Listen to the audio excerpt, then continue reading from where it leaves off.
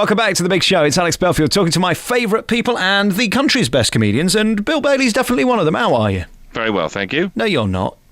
I am. No, you're not. I just heard that you fell over in the shower. Are you all right? Yeah, I'm fine. No, generally I'm okay. You know, I did slip over in the shower, and I probably will have a nice bruise on me leg.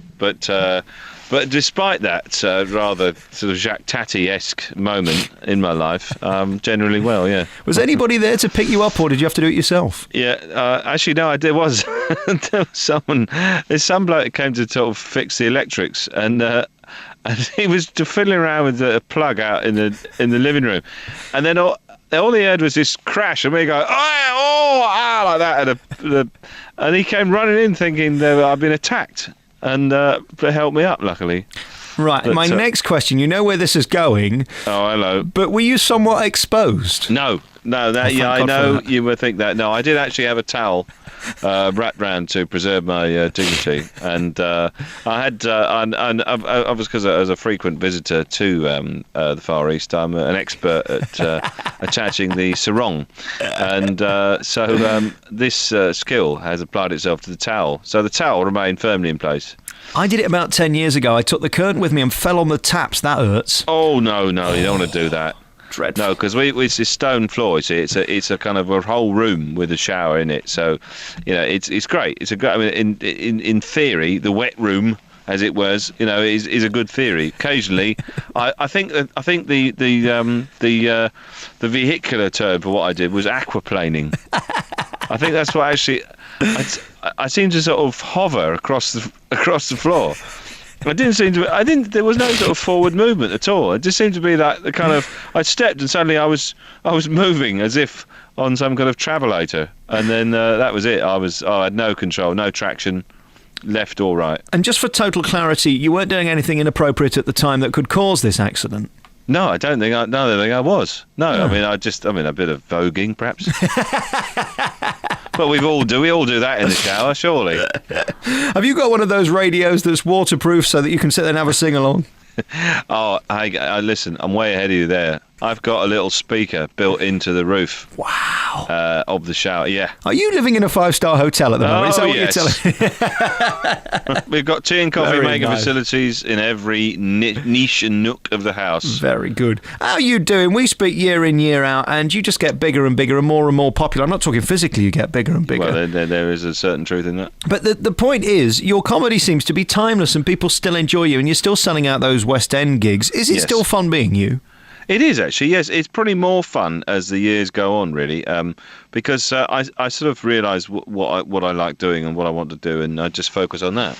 And so I really enjoy it, and I sort of, I suppose, concentrate more of my time on the things I like doing. Do you get funnier?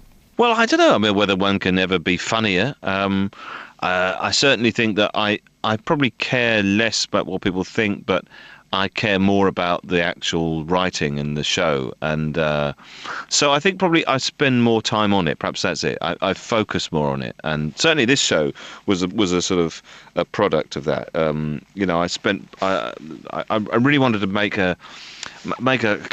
this show grow from a small venues all the way around tours through Scotland and the Highlands and Islands, through Australia, New Zealand, before it came to the West End, because you know, I did a tour a few years ago when I was playing arenas, and it was kind of exciting and also stressful, and it was a huge event for me playing these large venues, and certain times I just thought it's not an intimate gig, you know. What I actually was craving was being in a little room somewhere, a little theatre, and playing to a few people and trying stuff out and trying ideas out in front of me. And that's what I've done this year, is kind of almost get back to the roots of stand-up in a way, and rekindle that kind of the love and the passion for just turning up in a little place somewhere and almost having to win people over to your sort of style. Thing is, though, speakers in the ceiling and wet rooms don't pay for themselves. Those arenas can help with that. They do, of course they do, yes. Absolutely. I mean, you know, it'd be mad to say they don't. And that's what comedy's become in this you know, this day and age. You know, there's all comics, and every comedian worth his salt is playing in an arena you have to play in arena. It's almost like there'll be stadiums next, and it'll be. And then where'd you go? The moon? I don't know. If you've got those nice little, front row seats or whatever, it's okay. But I mean, if you're sat at the back of 15,000 people, I don't know why you don't just get the DVD and save yourself all that train fare. Yes, well, that's it. You see, and I think what happened was after I did the arena tour, I then went to see a show in an arena. I should have done that before. Perhaps I should have done that the other way around. And then and thought, do you know what? I'm going to live the audience experience and see what it's like. And I went and parked the car and went and got a drink and all that. And I was thinking, I don't like this at all. This is sort of processed through these big sheds, and it's not the same experience at all. And it's kind of, I suppose, there's so many venues, and there's so many comics and so many shows, and there's every amount of size of venue and everything. But personally, for me, I wanted to really get back to those to feeling that I was almost having to prove yourself in a way that in an arena almost you don't, because in an arena people will have made that big commitment, that investment in the show because they're fans and they want to come along and enjoy it, have a night out, whereas you don't really get the same connection with an audience that in. I want to talk to you next about that feeling of getting out the car park, because as great as you are, I ain't queuing for 7 hours to see you live for 2 hours, if you know what I mean. Let's take a piece of music and we'll be back next with Bill Bailey. We're back with Bill Bailey on your favourite local radio station. I mean, that is the big problem, isn't it, with people like you? If I come and see you in an arena, I've got to get there 6 hours before because of the car park, and then I've got to wait 10 hours afterwards to get home. Yeah, I know, that's it. Or you pay the special deluxe package where you get beamed in. Yes, helicoptered. Or one of those things they used to have in shops where you've got put in a little sort of plastic pod and then fired down a tube by compressed air. I'd love to go to a gig like that. That'd be marvellous. And you just pop up in the front row.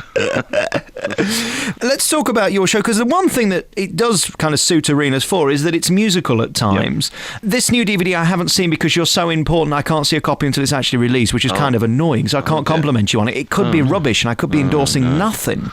It was recorded in Dublin in the O2, and there was about 10,000 people there, and yes, so there we go. I've just completely contradicted myself. Hello.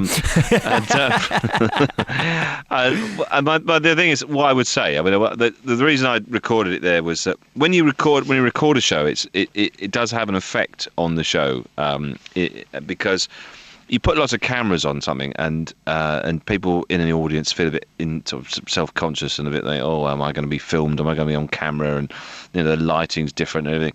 And when you do that in a small venue, I did that a few years ago in a smaller theatre, and in a smaller theatre, the cameras are so obvious, and cameramen are on the stage, and there's lights and everything, and people do feel a bit nervous about it, and you don't kind of get the same. You're not getting a genuine reaction from a crowd in a theatre that you would normally, because they're aware that this is going to be filmed, and there's a certain, I don't know, reticence, or maybe there's a certain sort of self-consciousness about it.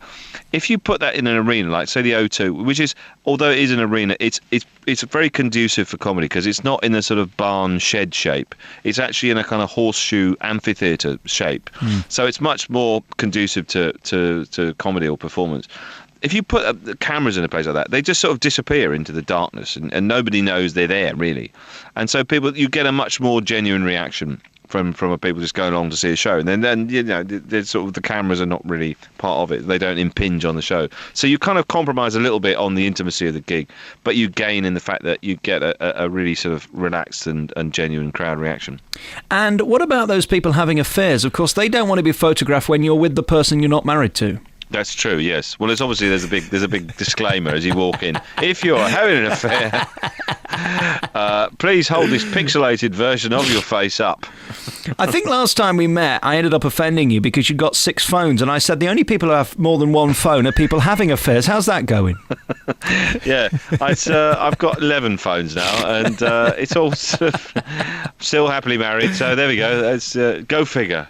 What does Mrs. Bailey think about your job? Because it's not proper, is it, really? It's not a proper job, no, you're right. It's a reckless, foolhardy way of making a profession, making a living. Well, the thing is, I try and incorporate the family as much as I can, and if I'm away on tour, then I'll try and get the family to come out for part of the tour, so we can sort of hang out for a bit and then travel around and see wherever it is I'm playing in, and that can be fun. And it is hard because a lot of the time, if you're touring, you're away from home a lot, and it's a bit of a wrench, and also you're staying in places, and I've done with hotels. That's why I got the place done up as a hotel. So I go home. You feel at home. I feel at home, yeah. And in terms of your status now within show business, I mean, you're at that point now where you're doing quite all right for yourself and you can afford to bring people on the road. Does it frustrate you sometimes that you've got to kind of keep working at a time when you want to enjoy yourself? Because let's face it, you can't take your foot off the accelerator for too long, or people might forget about you. Yeah, that's right. And it's very much a sense of there's an expectation certainly of the standard of the comedy that you've built up and a reputation that you have, and also the fact that. But I mean, I'm enjoying it. I mean, I'm enjoying it now probably more than I have any time, and it's something I want to continue doing and focusing on, and there are certain yes, there are there's the sacrifices. You don't spend so much time at home, and I'm away a lot, and then when I am at home, I'm writing a lot of the time, and so there's the downside of it, but the upside of it is that I'm doing a job that I love to do, and in a way I'm kind of more relaxed about it than I think I've ever been, because I realise that this is what I'm supposed to do. This is kind of my my calling. thing. This is my calling. And I don't have to worry too much. I just have to I can talk about subjects I want to talk about in the way that I want to do it and perform, and I can sing Lady Gaga songs in the style of the Wurzels. I mean, who do you know that says they can do that for a job? So how would that go, for example? What? Poker face. Poker face. And the best bit is it goes, I wanna. And I love it. And it goes, there's a brilliant bit where he goes, hold him, let him hit me, baby, go with me. I love it. Looking intuition, play with space to start. And after he's been hooked, I play the when it's in his head. Ooh, ooh, ooh, ooh, ooh, ooh, ooh, ooh, ooh. I'll get him out, show him what I've got.